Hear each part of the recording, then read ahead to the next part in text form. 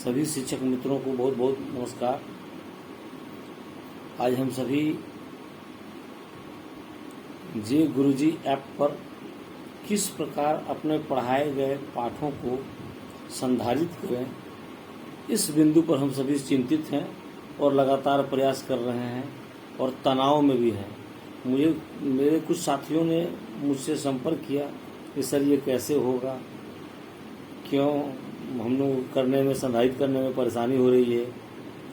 कृपया तनाव में ना रहें, बहुत ही सरल है, बहुत ही आसान है, थोड़ा सा समय देने की ज़रूरत है। सर्वप्रथम जे गुरुजी ऐप को आप लोग क्लिक कर लें, खोल लें। आपने ओपन कर लिया, अच्छी बात है।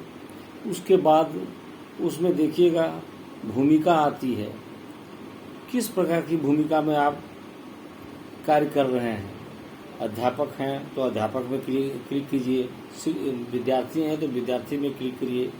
हमारे मित्र अध्यापक में क्लिक करेंगे। उसके बाद यूज़र आईडी मांगा जाता है।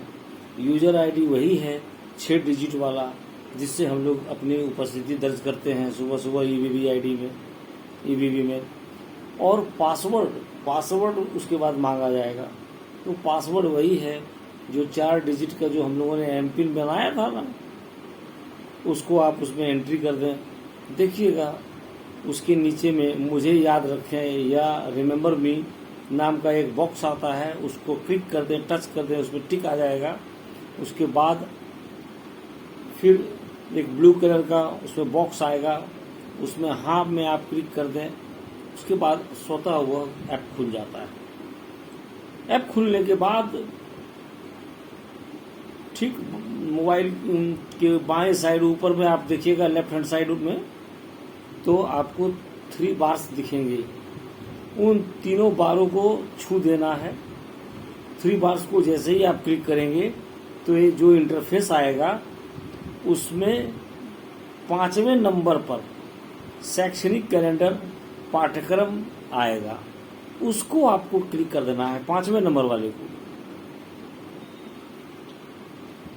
जैसे ही आप क्लिक करेंगे तो उसमें एक इंटरफेस खुलेगा जिसमें माह लिखा रहेगा, अप्रैल, मई, जून, जुलाई, अगस्त, सितंबर, अक्टूबर, नवंबर, इस तरह से।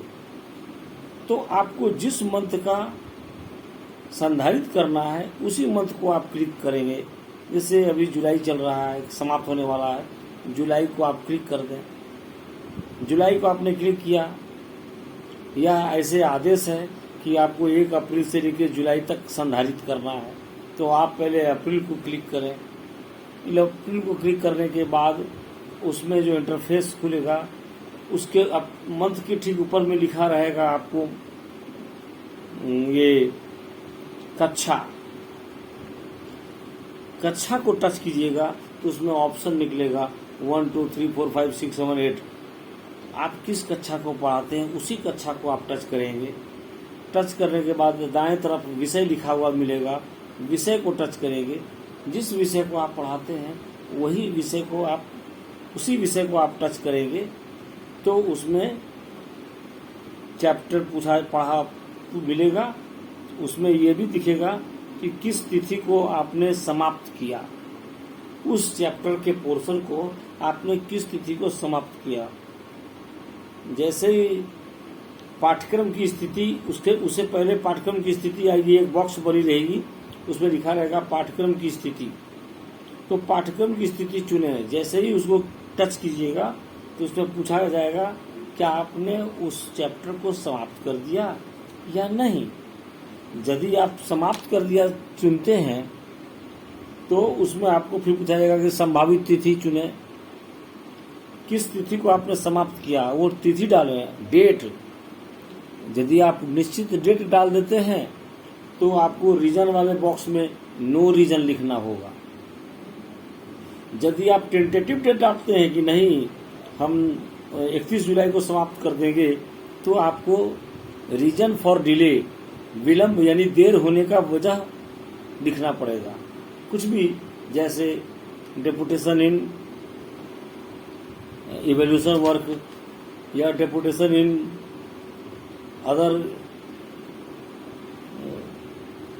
अदर आपका जो एजुकेशनल वर्क हो जाता है, उसमें आपकी डेपुटेशन हो गई, या स्पोर्ट्स कराने आप चले गए, इन सबों की वजह से आपको इस बिंदु पर ध्यान रखना है कि वो लिखना पड़ेगा रीज़न। रीज़न वाले बॉक्स को खाली छोड़ के आप सोचेंगे कि मैं आगे बढ़ जाऊं, यह नहीं होगा। वो भरना ही पड़ता है, या तो नो रीज़न लिखें या तो विलंब की देरी रीज़न लिखें। उसके बाद आप सबमिट बटन दबा दें, आपकी एंट्री हो गई। एज ए टीचर आपका काम यहीं समाप्त हो जाता है। उसके बाद आप अपने प्रधानाध्यापक से मिलेंगे, वो उनकी ड्यूटी है, वो अपना लॉगिन से आपको अप्रूव करेंगे। और जब भी वो पाएंगे कि आपने उक्त कार्य को अच्छे ढंग से नहीं किया, या उस तिथि को नहीं किया, या देर किया, या प्रधानाध्यापक महोदय आपसे संतुष्ट नहीं हैं, बच्चों में एलओ की प्राप्ति नहीं हुई, तो वो रिजेक्ट भी कर सकते हैं। LO means learning outcomes. तो लर्निंग आउटकम्स पर ज़्यादा ध्यान दीजिएगा, मेरी यह सलाह है। हर चैप्टर का कोई ना कोई लर्निंग आउटकम्स होता है, वो चीज़ उस बच्चे में विकसित होनी चाहिए जिसको आप शिक्षा दे रहे हैं उस क्लास में। मैं पुनः आप सबों से यह आग्रह करूंगा कि हर चैप्टर में आप ऐसा पढ़ाएं जिससे कि बच्चों में लर्निंग आउटकम्स यानी अधिगम की प्राप्ति हो जाए। आप जिस उद्देश्य को सोचकर आपने उस चैप्टर को छुआ था, क्या उस चैप्टर को पढ़ाने से उस उद्देश्य की प्राप्ति आपको लगती है? क्या उसके सहपाठी ने बताया कि उस बच्चे में वो आउटकम्स की प्राप्ति हो गई, या उसके सहपाठी ने अंक दिया, उसके गार्जियन ने अंक दिया? इन तीनों हितधारकों द्वारा दिए गए अंक का योग को ही HPC कहते हैं, होलिस्टिक प्रोग्रेस कार्ड, जो हम लोग बाद में आगे चल कर देखेंगे। लेकिन हम लोग आज से ही ये तय कर लें कि हम लोग अपने चैप्टर की समाप्ति, हर चैप्टर की समाप्ति, बल्कि मैं तो ये कहूँगा कि हर पैराग्राफ की समाप्ति यदि किसी एलओ के तहत होती है, लर्निंग आउटकम्स के प्राप्ति के उद्देश्य की प्राप्ति हेतु होती है, तो उसको ध्यान में रखते ही हम लोग चैप्टर को समाप्त करें। और सहपाठी द्वारा भी मूल्यांकन करा लें, उसके अभिभावक द्वारा भी मूल्यांकन करा लें, स्वयं छात्र से भी पूछें कि क्या उसमें उस अधिगम की प्राप्ति हुई। यदि हुई तो बहुत ही सफल है, प्रधानाध्यापक महोदय आपको अप्रूव कर देंगे। मुझे लगता है कि as a teacher J Guruji app में अपने पढ़ाए गए पाठों को सिलेबस के अनुसार किस प्रकार संधारित करना है, मुझे लगता है कि अब आप लोग समझ गए होंगे। इसमें आप लोगों को अब कहीं कोई दिक्कत नहीं होगी, मैं ऐसा समझता हूँ। बहुत बहुत धन्यवाद। अगर अच्छा लगे तो आप लोग इस वीडियो को सब्सक्राइब भी करें, लाइक भी करें और शेयर भी करें। बहुत बहुत धन्यवाद।